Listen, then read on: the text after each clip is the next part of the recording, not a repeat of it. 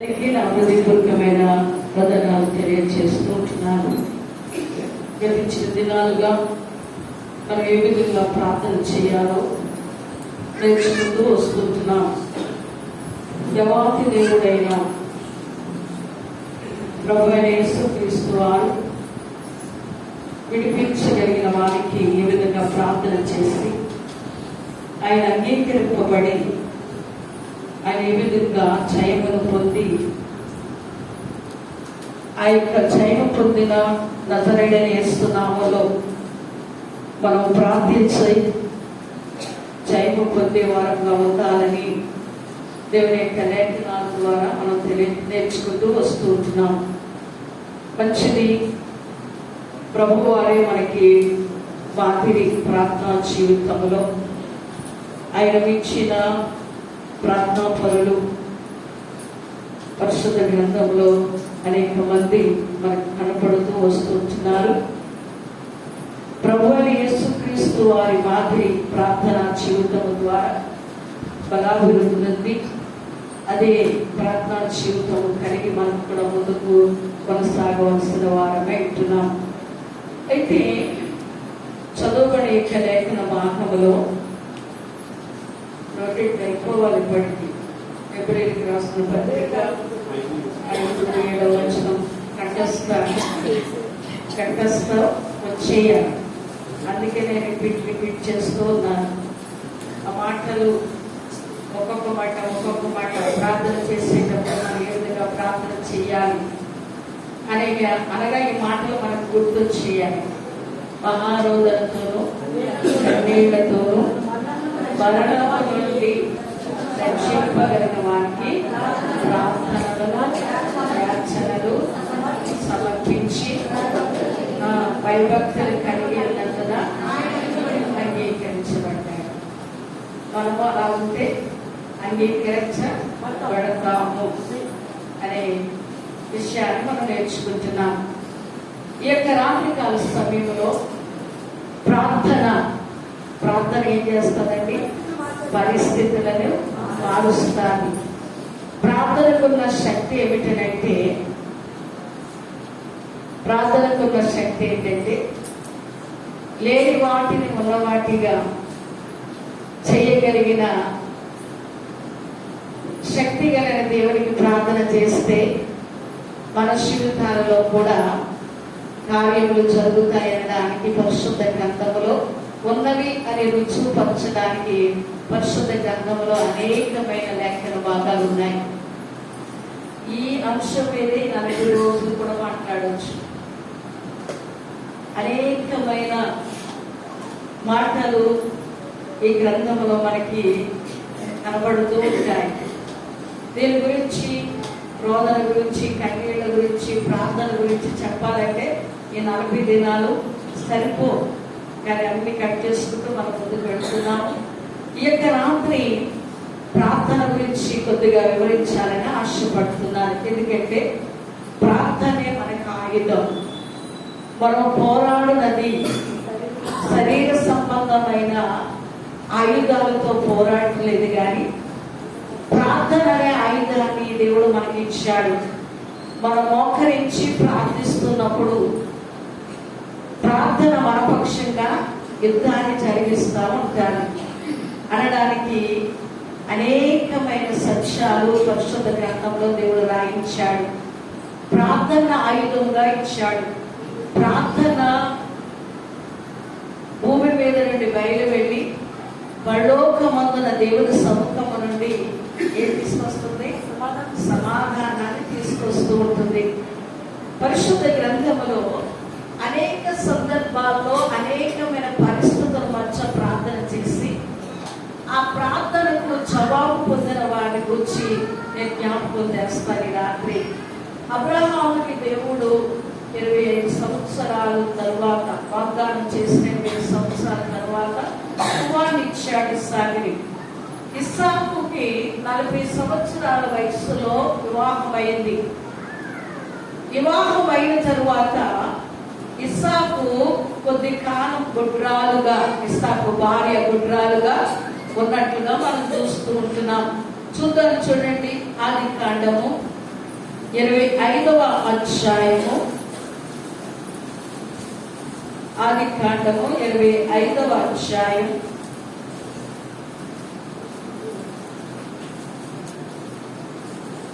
20వ వచనాన్ని చదువుకుందాం. ఇస్సాకు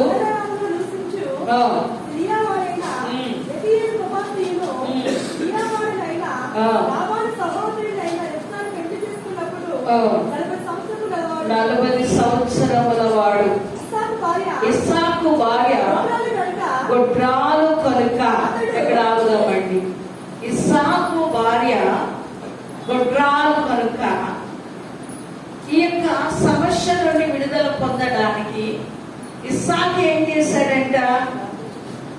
యెహోవా గొడ్రాలు అతడు ఆమె విషయమై యెహోవాను వేడుకొనెను. ఎవరి విషయమై వేడుకున్నాడు? తన భార్య విషయమై యెహోవాను వేడుకున్నాడు, ప్రార్థన చేస్తాడు. ప్రభువా, నా భార్యను జ్ఞాపకం చేసుకో, మరి నా భార్య గొడ్రాలుగా ఉంది, ఆమెను మీరు జ్ఞాపకం చేసుకోండి. గర్భఫలమనగా యెహోవా ఇచ్చు బహుమానము, అది నీవిస్తే తప్ప ఎవరు ఇవ్వలేరు, పొందలేరు. కాబట్టి నా భార్యను జ్ఞాపకం చేసుకో ప్రభు అని ఇస్సాకు ప్రార్థన చేస్తాడు.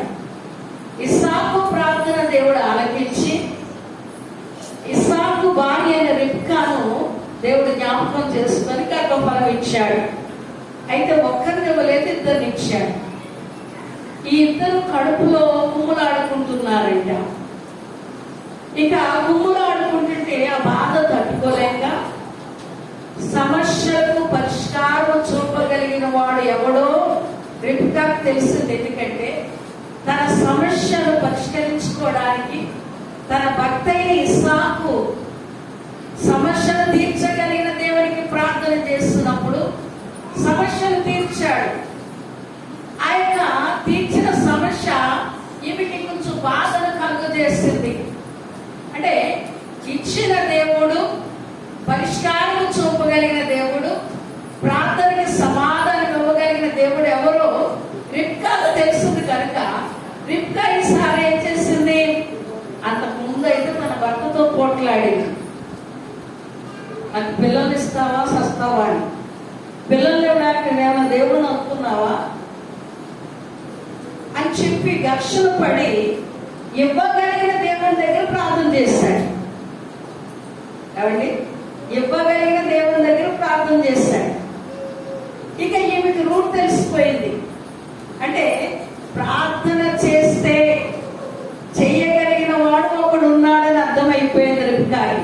రిబ్కా అన్య కుటుంబంలోంచి వచ్చింది. ఏమండి?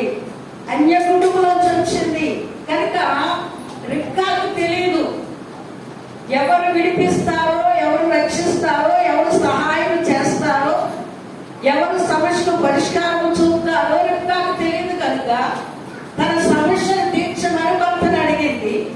భర్త ఏమాది నా వల్ల కాదు, నేను దేవుడు కానన్నాడు. తీర్చగలిగిన వారికి మొరపెట్టాడు. తీర్చగలిగిన వాడు సమస్యను తీర్చాడు. తీర్చిన తర్వాత ఈమెకి సమస్య వచ్చింది. ఇప్పుడు ఆ కడుపులో ఇద్దరు కుమ్ములాడుకుంటున్నారు. ఆ బాధను తట్టుకోలేక ఇప్పుడు భర్తతో చెప్పట్లేదు కానీ ఆమె ఏం చేస్తుందంటే కింద వచ్చిన చదువుదాం. ఆమె గర్భములో శిష్యులు ఒకరితో ఒకడు పెనుగులాడుని కనుక ఆమె అలాగైతే నేను బ్రతుకుడ ఎందుకు అని అనుకొని ఈ విషయమై యెహోవాను అడుగ వెళ్ళెను. హల్లెలూయా, హల్లెలూయా. మరణము నుండి తప్పించగలిగిన దేవునికి యేసయ్య ఏ విధంగా ప్రార్థన చేస్తాడో, సమస్య నుండి తప్పించగలిగిన దేవునికి, సమస్యను తీర్చగలిగిన దేవునికి సాటి ఏ విధంగా ప్రార్థన చేస్తాడో, ఆ యొక్క ప్రార్థన తన సమస్య నుండి తప్పించడానికి సమర్థుడైన దేవుని సముఖంలో ప్రార్థన చేస్తుంది రిబ్కా. హల్లెలూయా.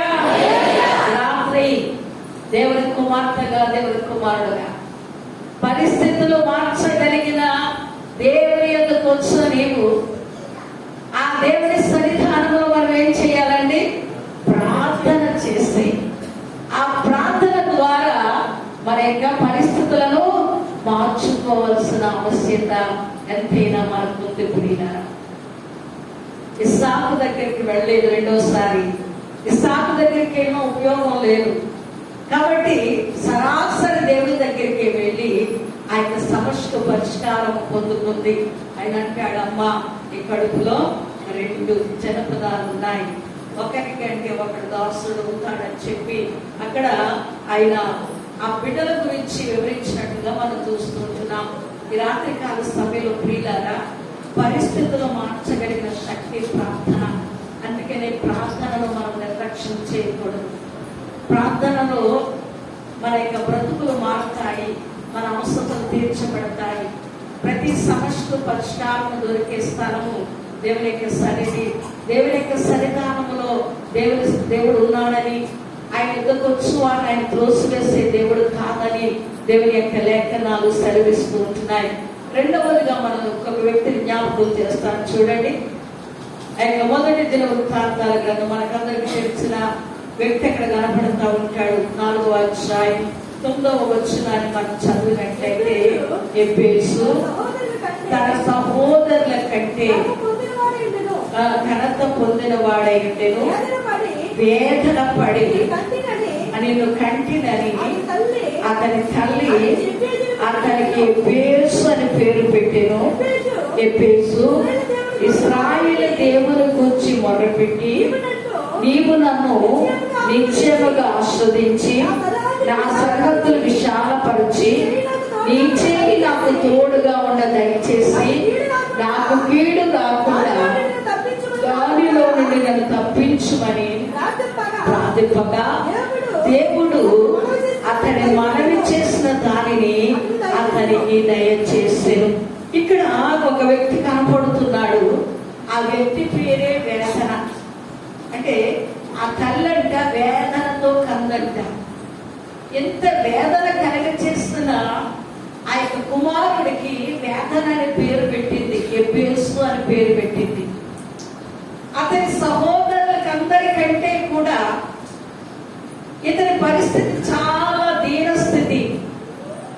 ఇతని యొక్క పరిస్థితి వేదనకరమైన పరిస్థితి. వేదన ఎంత వేదనకు గురి చేస్తాడని ఆ తల్లి ఆ వేదన మర్చిపోకుండా కొడుకు పేరు పెట్టుకుని, వీడుగా ఇంత వేదనకు గురి చేసిన వీడు అని ప్రతి క్షణం కూడా ఆమె వేదన చెందుతున్నట్టుగా మనం చూస్తూ ఉంటున్నాం. అంత మాత్రమే కాదు, ఆ యొక్క ఎబ్బేసు పడుతున్న వేదన, ఆ బాధ, ఆ యొక్క అన్నదమ్ములందరికంటే ఘనహీనముగా ఉంటున్న ఆ వ్యక్తి దేవుడైన యెహోవాకు మొరపెట్టాడంట. అంటే తన స్థితిని మార్చగలిగిన వారి యొద్దకు వచ్చాడు, తన బ్రతుకును మార్చగలిగిన వారి యొద్దకు వచ్చాడు, తన వేదనను సంతోషంగా మార్చగలిగిన వాడు దేవుడు ఒక్కడే కనుక ఆ యెహోవా దేవుని యొద్దకు వచ్చి మొర్ర పెట్టినప్పుడంట ఆ మొర్ర దేవుడు ఆలకించాడంట. హల్లెలూయా, హల్లెలూయా.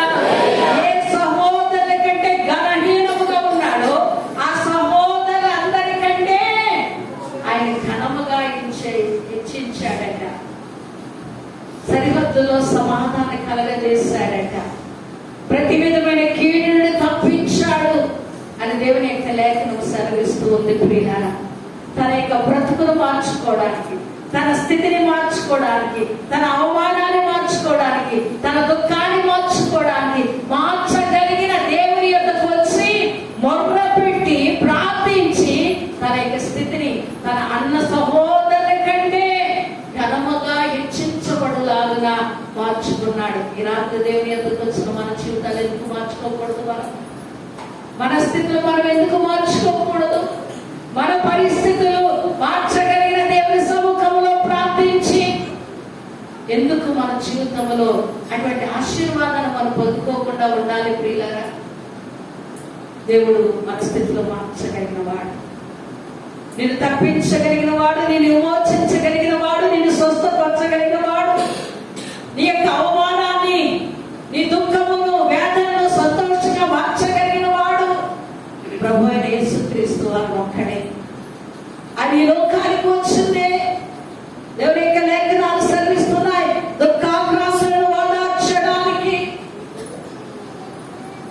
ఆయన పరలోకములో నుండి భూలోకానికి వచ్చిన కారణం అదే.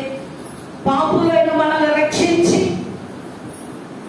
దుఃఖంలో ఉన్న వారికి మనకు ఓదార్పునివ్వడానికి, అవమానానికి ప్రతిగా ఘనతనివ్వడానికి ప్రభువైన యేసుక్రీస్తు వారి లోకానికి వచ్చారనే గ్రంథం 60వ అధ్యాయంలో చదవబడి రాయబడి ఉంటుంది. ప్రియులారా, రాత్రి విడిపించగలిగిన వాడు, నిన్ను రక్షించిన వాడు, నీ కొరకు ప్రాణం పెట్టిన వాడు, నీకు సహాయం చేయగలిగిన వాడు ప్రభువైన యేసుక్రీస్తు వారే. ఆయన అంటారు, నా నామమున ఏది అడిగినా మీకు అనుగ్రహిస్తాము అంటున్నాడు. పరిస్థితులు మార్చగలిగిన దేవుని సంతానంలో మనం ప్రార్థించవలసిన అవసరం ఉంటుంది. మూడవ వ్యక్తి నేను జ్ఞాపకం చేస్తున్నాను. యెషయా గ్రంథంలో మనందరికీ పరిచయమైన వ్యక్తి హిజ్కియా. హిజ్కియా యొక్క జీవితంలో మనం చూసినట్లయితే ప్రియులారా, భయంకరమైన శత్రువు హిజ్కియా మీదకి దండెత్తుకు రావడానికి రబ్షాకే అనే వ్యక్తి ద్వారా అనేకమైన అవమానకరమైన మాటలు పలుకుతూ, హేళన చేస్తూ, అంతవరకు అనేక దేశాలను జయించుకుంటూ వచ్చిన ఆ యొక్క రాసు ప్రియులారా హిజ్కియా మీదకి దండెత్తి రావడానికి ఆ యొక్క ప్రదేశానికి వచ్చి దేవుని నామాన్ని అవమానపరుస్తూ అనేక రీతిగా మాట్లాడుతూ వచ్చినాడు. అతను మాట్లాడిన మాటలే కాకుండా అవి ఉత్తర రూపంలో రాసి పంపించాడు హిజ్కియా వాటిని చదువుతున్నాడు. ఇదిగో పలానా రాజ్యం మీదకి వెళ్ళారు, ఆ దేవతలు వాడిని కాపాడలేకపోయాయి. పలానా రాజ్యం మీదకి వెళ్ళారు, అక్కడ వాళ్ళ దేవుళ్ళు కాపాడలేకపోయారు. నీవు కూడా నాకు లొంగిపోయినట్లయితే, నాతో సమాధాన పడినట్లయితే, నాతో సంధి చేసుకున్నట్లయితే నేను నీ యుద్ధానికి వెళ్ళను, తిరిగి నేను యుద్ధం చేయను, నేను వెళ్ళిపోతాను అని ఆ సంధి కూర్చుకోవడానికి అనేక ప్రయత్నాలు చేశాడు హిజ్కియా. తన దేవుని బట్టి ఏం చేశాడు? స్థిరంగా నిలబడ్డాడు. వారి దేవుళ్ళు వారు కాపాడలేకపోవచ్చు, కానీ నా దేవుడు నన్ను కాపాడుతాడు, నా దేవుడు నన్ను విడిపిస్తాడు, నా దేవుడు నన్ను సిగ్గుపరచడు అని చెప్పి ధైర్యముగా ఉండి తన యొక్క సైన్యాన్ని ధైర్యపరుస్తూ ఉంటున్నాడు. ఎట్టకేలకు ఆ యొక్క ఉత్తరం రాసి పంపించాడు. ఉత్తరం చదువుకున్నాడు. చూద్దాం. యెషయా గ్రంథము 37వ అధ్యాయము 14వ వచనాన్ని మనం చదువుకుందాం. చూడండి. యెషయా గ్రంథము హిజ్కియా దూత చేతిలో నుండి ఆ ఉత్తరం తీసుకుని చదివి యెహోవా మందిరమునకు పోయి యెహోవా సన్నిధిని దాని విప్పి పరచి యెహోవా సన్నిధిని ఇట్లనే ప్రార్థన చేసాను. చాలండి. ఇక్కడ రాయబడిన మాటలు హిజ్కియా చేతికి శత్రువు యొక్క వర్తమానం అందింది. దాన్ని చదువుకున్నాడు. చదువుకుని వెంటనే దాన్ని తీసుకొచ్చి దేవుని మందిరానికి తీసుకొచ్చాడు. దేవుని మందిరంలో పరిచాడు. ఏమండి? ఆ ఉత్తరాన్ని పరిచాడు. పరిచి ప్రార్థన చేస్తున్నాడు. ఈ రాత్రి నీ సమస్యను దేవుని యొక్క పరిచినట్లయితే, హిజ్కియాకి జయం ఇచ్చిన దేవుడు, హిజ్కియాకి విడుదల ఇచ్చిన దేవుడు ఈ రాత్రి నీకు కూడా విడుదల ఇవ్వబోతూ ఉన్నాడు. హల్లెలూయా, హల్లెలూయా. ఈ పరిస్థితి ఆయన ఎదుట ఏం చేయాలి? విప్పి పరచాలి. ప్రియులారా, ఈ సమస్య దేవుని ఎదుట పరచాలి, దేవుని ముందు పెట్టాలి. ప్రభువా, ఇది నా సమస్య అని అంటాడు హిజ్కియా. నాకైతే ఆ యొక్క వ్యక్తి మీద జయం పొందాలని ఆశ ఉంది, కాకపోతే నాకు శక్తి సరిపోవట్లేదయ్యా. పిల్లలు కనాలి అని అనుకుంటున్నాను, కనే శక్తి నాకు లేదు. శక్తి కలిగిన వాడు నువ్వు జీవము కలిగిన దేవుడవు అని చెప్పి దేవుని సంతానం ప్రార్థిస్తున్నాడు. కెరూబుల మీద ఆసీనుడైన వాడా, ఆకాశముందు ఆసీనుడైన వాడా, మా ప్రభువా, మా దేవా, కనికరించయ్యా. ప్రతి మాట, అతను పలికిన ప్రతి మాట అక్షర రూపంలో ఈ ఉత్తరంలో రాయబడి ఉంది. నిజమే, వారి దేవుళ్ళు వారిని రక్షించలేకపోవచ్చు, వారి దేవతలు వారిని రక్షించలేకపోవచ్చు. అవి మంటితోనూ కర్రతోనూ చేసినవి. నీవైతే నిజమైన దేవుడు అయ్యా అని చెప్పి ప్రార్థన చేస్తూ ఉంటే ప్రియులారా, దేవుడంట ప్రార్థన ఆలకించాడంట. 21వ వచనాన్ని చదువుదాం చూడండి. అంతటా ఆమోసు కుమారుడైన యెషయా హిజ్కియా యొద్దకు ఈ వర్తమానము పంపెను. ఇశ్రాయేలు దేవుడు యెహోవా సెలవిచ్చినదేమనగా, అష్షూరు రాజైన సన్హెరీబు విషయమందు నీవు నా ఎదుట చేసిన ప్రార్థించితివే అంటున్నాడు. హల్లెలూయా, హల్లెలూయా. దేవుడు హిజ్కియాకి వర్తమానం తెలియజేస్తూ ఉంటున్నాడు. నువ్వు సన్హెరీబు విషయంలో నువ్వు ప్రార్థన చేస్తావు కదా అంటున్నాడు. ఏ పరిస్థితుల్లో నువ్వు ప్రార్థన చేస్తావో ఆ ప్రార్థనకి రాత్రి నజరేయుడైన యేసు సమాధానం ఇచ్చునుగాక. ఆయన అబద్ధం ఆడే దేవుడు కాదు, మాట తప్పే దేవుడు కాదు. ప్రియులారా, దేవుడి సన్నిధానంలో ఆ సమస్యను పరిచి ఆ సమస్యను పరిష్కారం కొరకు ప్రార్థన చేస్తున్న హిజ్కియా ప్రార్థన ఆలకించి దేవుని యొక్క సేవకుని పంపుతున్నాడు. నువ్వు ఎవరి విషయంలో ప్రార్థన చేస్తావో ఆ ప్రార్థన నేను ఆలకించాను అంటున్నాడు. హల్లెలూయా. ప్రార్థన ఆలకించే దేవుడు, ప్రార్థనకు ప్రతిఫలం ఇచ్చే దేవుడు. మన పరిస్థితులు మార్చగలిగిన దేవుని సముఖంలో నువ్వు కూర్చున్నావమ్మా. చేతగాని వారి ఎదురు నువ్వు రాలేదు. అసాధ్యం ఇది నేను చేయలేను అనే వాళ్ళ దగ్గరికి నువ్వు రాలేదు. సర్వ శరీరులకు దేవుడును నాకు అసాధ్యమైనది ఏదైనా కలదని సవాలు విసిరిన దేవుడి యొద్దకే నువ్వు వచ్చి ఉన్నావు. రాత్రి హిజ్కియా ప్రార్థన ఆలకించిన దేవుడే నీవు నేను చేసే ప్రార్థన కూడా ఆలకించడానికి ఆయన చెవి యొగ్గి ఆలకించే దేవుడే అంటున్నాడు. చెవి యొగ్గి ఆలకించే దేవుడే అంటున్నాడు. నీ నోటి దగ్గర ఆయన చెవి పెట్టి నీ హృదయంలో ఉన్న వేదన, నీ హృదయంలో ఉన్న దుఃఖము, నీ హృదయంలో కలవరము, నీ హృదయంలో ఉన్న ఆ యొక్క భయంకరమైన ఆందోళన చెవి ఆలకించే దేవుడే అంటున్నాడు.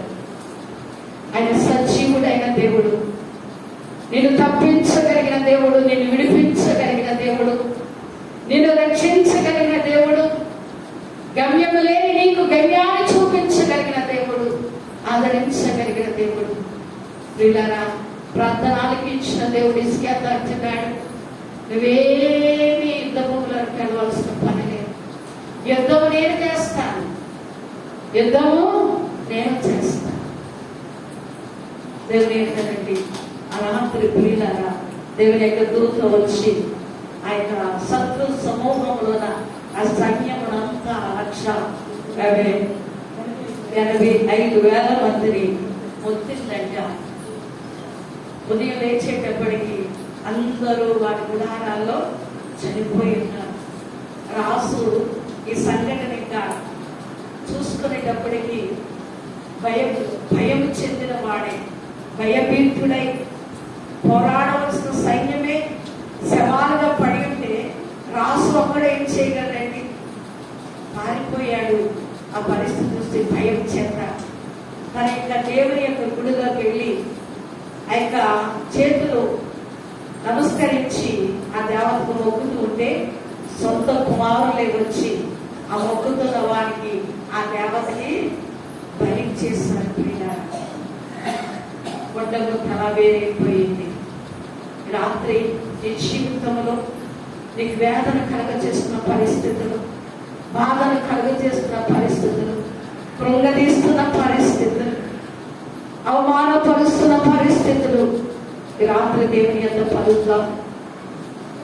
హిజ్కియా ప్రార్థన ఆలకించిన దేవుడే ఈ నా ప్రార్థన ఆలకించి ఆ శ్రమను, ఆ శత్రువును ఏ విధంగా నిర్మూలన చేశాడో అట్టి రీతిగా ప్రతి శ్రమ నుండి, ప్రతి దుఃఖం నుండి, ప్రతి వేదన నుండి, వేదనకరమైన పరిస్థితుల నుండి గొప్ప విడుదల ప్రభువైన యేసుక్రీస్తు వారు మనందరికీ అనుగ్రహించి నడిపించును గాక. మొక్కిందాం. దయచేసి ఎవరు అటు ఇటు తిరగద్దు, ఎవరు మౌనంగా ఉండద్దు. ఇది అనుకూలమైన సమయము.